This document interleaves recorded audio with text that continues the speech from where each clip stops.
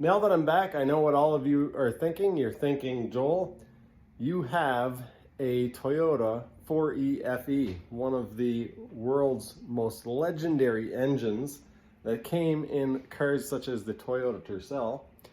Why don't you put that in one of your jet skis? And while I'm just as excited as you guys are, I think we need to do some basic measurements first to see if that even makes sense or it's plausible. And, you know, anybody can stuff a V8 into, you know, like a Yamaha Wave Runner or something. We're talking about a 1.5 liter double overhead cam Toyota 4-banger here. This thing is serious. Before we get too carried away, let's see what we're working with here. Let's see what kind of room we have. Alrighty.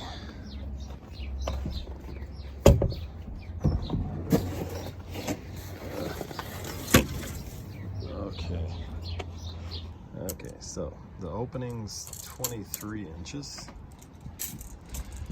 It is 16 inches to the bottom of the seat at the mounting points, which definitely won't be enough, and 20 inches to the very bottom, so for the oil pan. From the back of the fuel tank to the drive shaft is 2 feet. About. Here's the engine in question, and as far as length goes, I think it would be perfectly fine. That is only about 20 inches to the end of the water pumpy stuff, so that's perfectly fine there. I would have to modify the oil pan regardless if I was putting it in there, but yeah, this might not be doable at all, because when I measure from, there's a little tray down there that sits at the bottom of the oil pan, and we measure to the top of the head. It's about 23 inches. We'll take another measurement here. That's 20 inches. So you know what, that might actually work, because I could cut into the seat some. Some of you will remember I went and picked up these at the end of last season, and well, when I went to do that, Megan came with me and she ended up damaging her rim and a tire on her car. Currently getting my truck going for the season, and I forgot about this. That same night, I ran over whatever that is. Let's see what this is.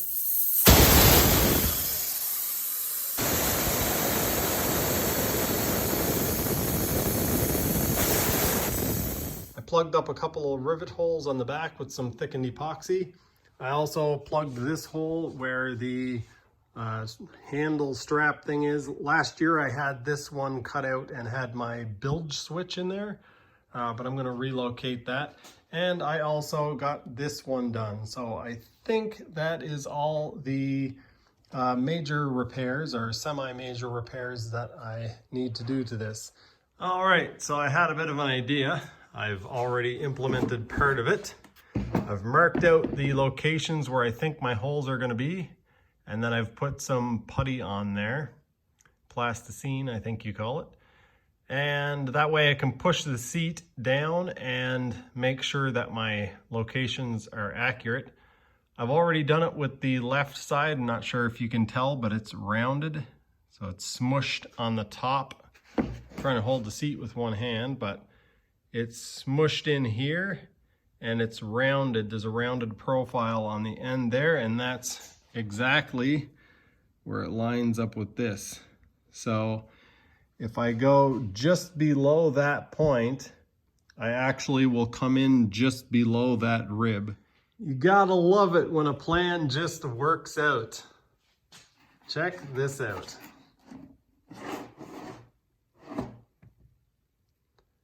It doesn't get much cleaner than that.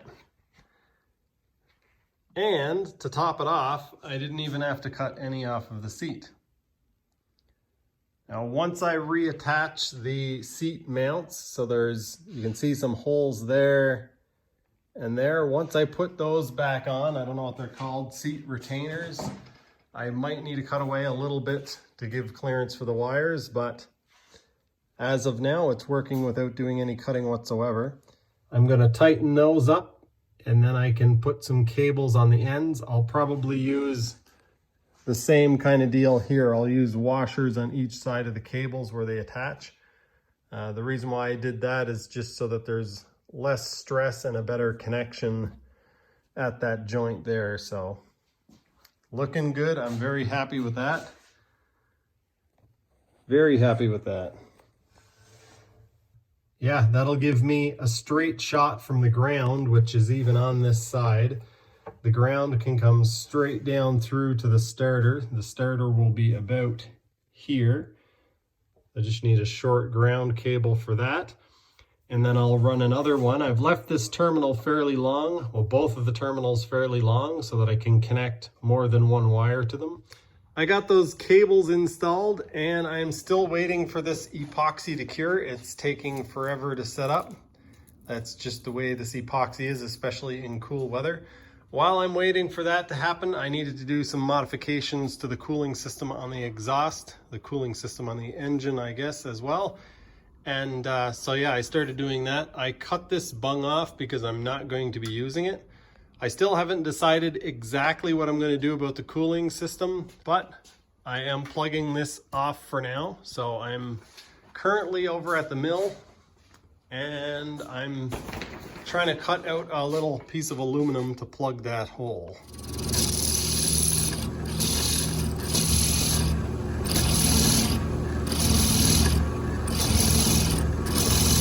I should probably measure that because I'm not sure if it's the right size or not. I guess we'll find out.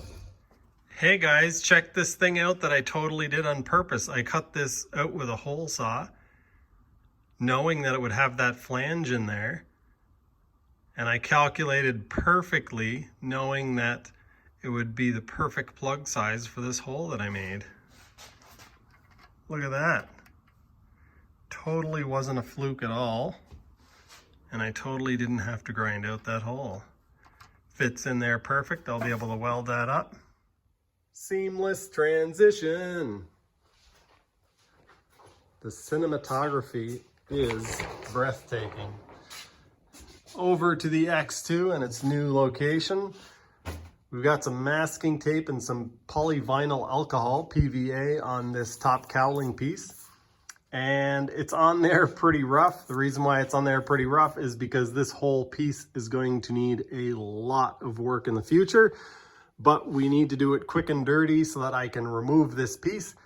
It is attached to the hull with plasticine, and when I pull it off, it's going to get wrecked, but I need to pull it off so that I can install steering components so that I can figure out where my wiring is going to go and where my cooling lines are going to go and a bunch of other stuff that has to fit in there. I ran into a problem. I realized that I actually don't have enough epoxy, or I don't have enough of the right epoxy. So I actually just ordered some. So while I'm waiting for the epoxy to come in, which is going to be about a week, I'm going to see if I can make a bracket for my bilge pump. I'm planning on pointing the hose this way, just behind the coupler. That should sit behind there. And then I'm probably going to have the hose come up and the outlet about here. That way I can see it pretty easy and it's not spraying directly on me. You can buy a bracket that goes on the bottom 2 bolts on the bearing carrier and then attaches to the bottom of the bilge pump. But of course, that's $30 for the piece. Why not spend $40 and make one in a week? After a little bit of messing around, this is what I came up with. I've got this bracket that fits perfectly on there like that. And these bolts go in here. I haven't finished trimming it up yet. I'm not 100% sure what kind of shape I want to leave it. I was thinking that I could leave a little bit on the corner here just in case I want to attach cables to it or something, because I might have electrical cables or hoses. So I might put some holes in it or something just so I can put zip ties through. Actually, this isn't the end of the story, because a little bit has changed since the last time I checked in. I have the aluminum piece covered in carbon fiber and in a vacuum bag. I did a wet layup on this because I'm planning on only making a couple of parts. Hopefully this one turns out and I don't have to make too many more. It is the following day and I've already done most of the unwrapping of the part. It looks like it was successful, but I won't know for sure until I peel it off of the aluminum. The reason why I made the aluminum part is because if all else fails, I could use it. But also this will give me an outline of exactly where I need to cut the carbon fiber and exactly where I need to drill the holes. In fact, what I'm going to do before I take this off of the mold is I'm going to drill out those holes, and then I will have the mounting holes drilled exactly where they need to be. I think I made a video about this already, but I got some diamond cutters and I just so have one that fits perfectly in the hole in my mold. So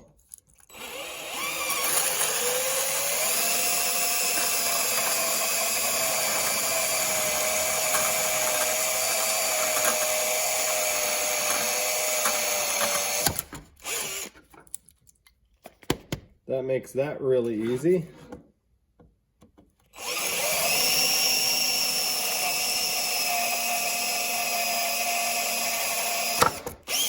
I now have the carbon fiber part mostly cut out. I'm going to do some more trimming on it, but before I cut the excess material off in this part, I wanted to weigh them both to give a more fair comparison. So we'll weigh the aluminum one, and to be honest, it's not like the aluminum one is heavy, but 4.1 ounces or 120 grams, that is quite light for a part that you're going to mount your bilge pump with.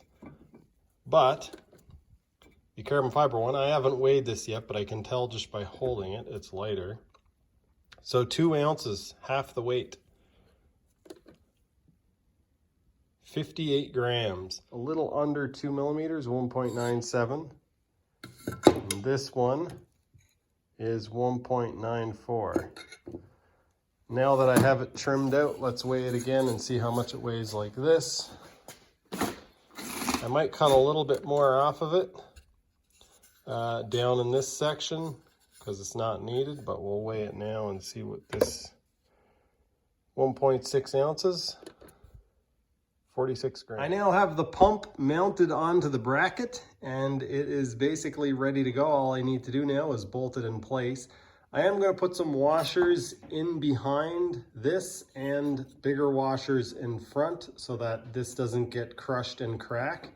I'll try to show you guys why I'm doing that later, but first I'll show you how I mounted it. A couple of big headed rivets through the bottom. I go through the pump bracket or through the part of the pump, I guess. I'm not sure what you'd call this, the screen. Use some big rivets. I wish I would have had some shorter rivets, but they don't hit the pump, so they work. I'm not sure if the camera can pick it up, but the center area around here is actually aluminum and it is recessed slightly. And so the rubber part is slightly higher than the aluminum center. And if I put this bracket on here and just put a bolt on here and tighten it, what's going to happen is it's going to try to push the center of this in till it touches the aluminum, and it could very well crack the carbon fiber. So what I'm going to do is put a washer here so that it's flush with the surface of the rubber. And then I'm going to use these big washers on the face of the carbon fiber so that it doesn't crack. I did have enough forethought to make sure that I could get through here with an extension and actually tighten these bolts up. This one's pretty easy to do. The lower one here is a little bit tighter, but I made sure that I had just enough room to get in there. I was just going to assume that the brown wire was positive and the black was negative, but instead of making that assumption and then having to redo my wiring, I'm actually going to test the pump. So I've got a battery sitting just off camera. I'm going to put the pump in this water, and let's see if I hook the brown to positive. All right, so brown is positive.